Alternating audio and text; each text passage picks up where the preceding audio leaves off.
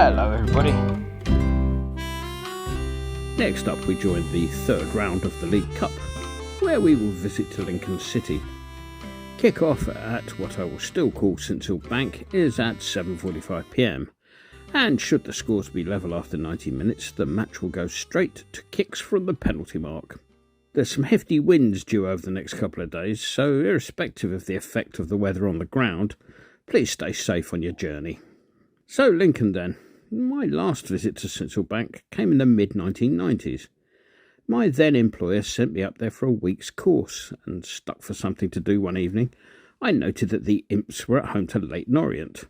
The O's had a youngster called Darren Curry, son of Tony, on loan from us at the time, so I thought I'd take the opportunity to cast an eye on the youngster, of whom good things were expected. So I turned up on a cold, foggy night only to discover that the player was on the bench. Oh well, at least I was going to get a game in. Well, sort of. From the terraces, the fog meant that one could only see the near side of the pitch. I've got no idea to this day what the score was, and I suspect that the same went for some of the players.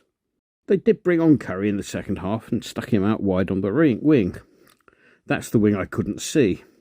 Still, at the end of the day, I managed to push the match ticket through on expenses, and I took the local pub quiz machine to the cleaners, so it wasn't all bad news. The current Lincoln side qualified for this round of the competition with a 2-0 away win at Notts County. This was followed up by a win on spot kicks away at Sheffield United, prevailing 3-2 after a 0-0 draw. In the league, they've won 3, drawn 3 and lost 2 of the 8 played so far. It would have been 9 played, but unusually for Division 3, or League 1 as I suppose we've still got to call it, their match against Oxford the other week was called off as a result of international call-ups. Their last win came in the 3-0 defeat of Blackpool at home back on the 26th of August. Since then it's been 2-1 all draws, away at Bristol Rovers and at home to Carlisle, and a defeat last weekend away at Portsmouth, which has left them in 13th place on 12 points. They are managed by Irishman Mark Kennedy, who became, at the time, the country's most expensive teenager in 1995, when moving between Millwall and Liverpool for a couple of £1 million. Capped 34 times by the Republic of Ireland, he ended his playing career at Ipswich, moving into coaching in their youth system.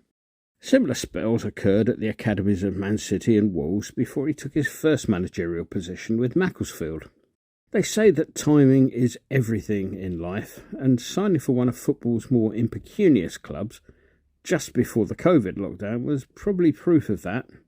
The Silkmen got relegated to the National League at the end of the COVID-affected season, partly a result of a points deduction for finance-related breaches.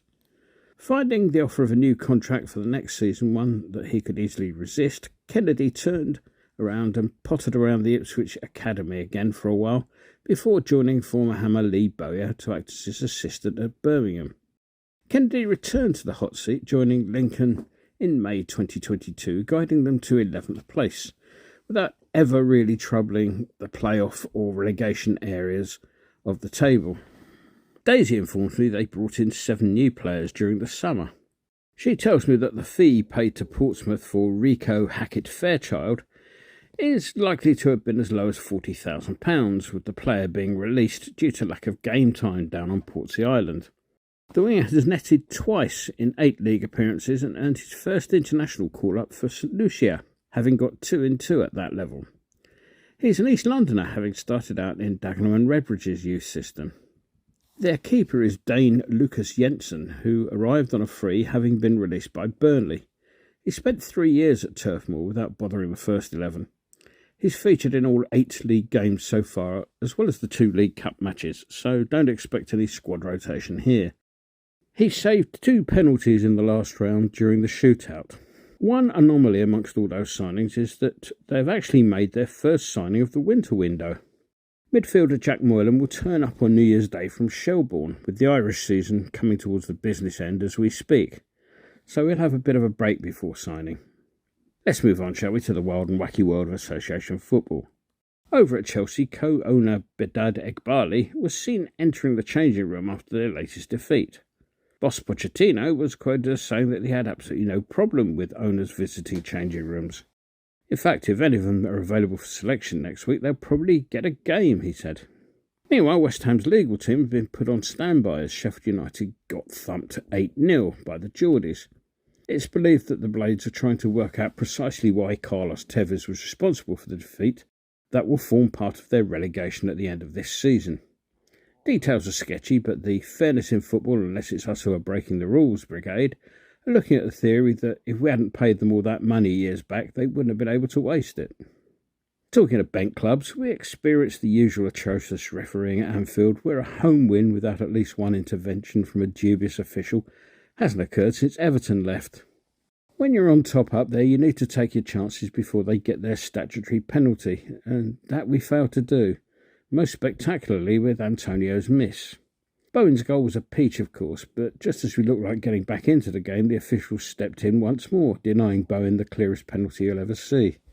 Oh, and a quick memo to the BBC. Please, could you tell your commentators to at least try not to sound so upset when Liverpool concede? Like the refereeing at Anfield, it's just getting a wee bit obvious now. On the injury front, we only have Cresswell's thigh injury to be concerned about.